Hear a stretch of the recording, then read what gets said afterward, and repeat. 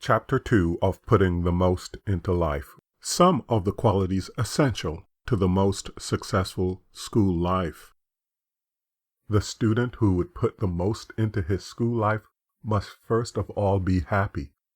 I do not believe it is possible for a student to accomplish very much, certainly not the most, while he is in school, unless he learns to be happy in all his relations in school life.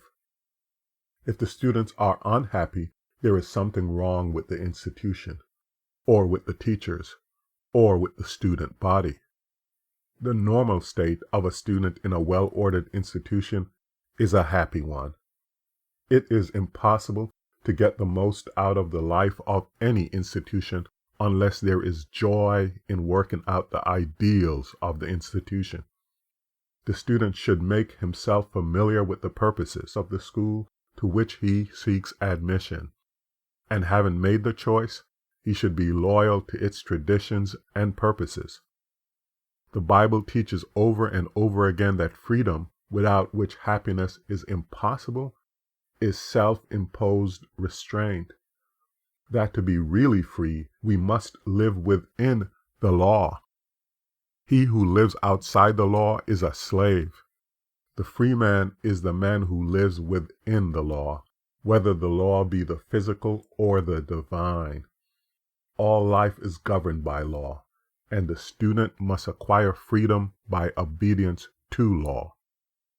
The student in any institution are divided into two classes: the happy, contented, ambitious, hopeful ones, who have faith in the institution and respect for its traditions, and the miserable, discontented, grumbling class.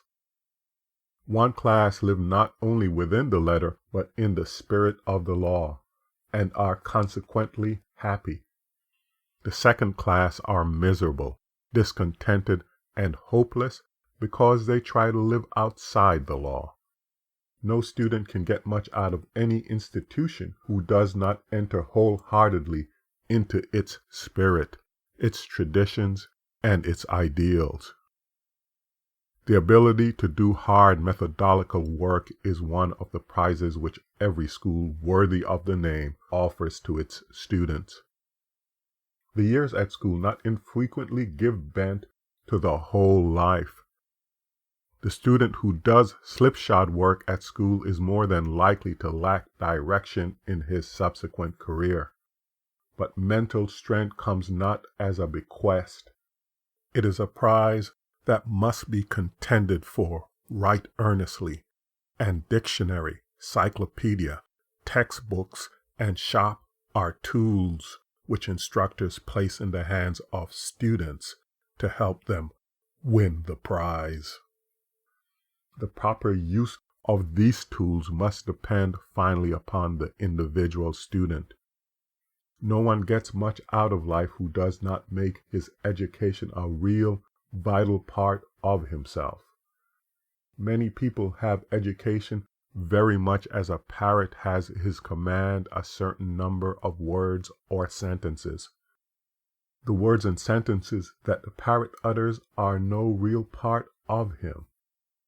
They are merely something tacked on to the parrot and foreign to his real natural makeup. Some people use education as they use their Sunday clothes, on extra occasions only.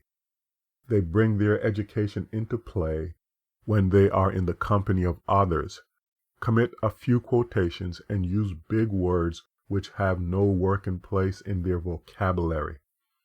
To try to make education a real part of oneself is the way to get most out of one's school life. Just as the food a man eats become a part of his blood and bone, so should education become a vital part of him. Education must be digested and assimilated in order to make it significant. The student who leaves undone immediate duties because of bodily laziness is leaving happiness far behind him.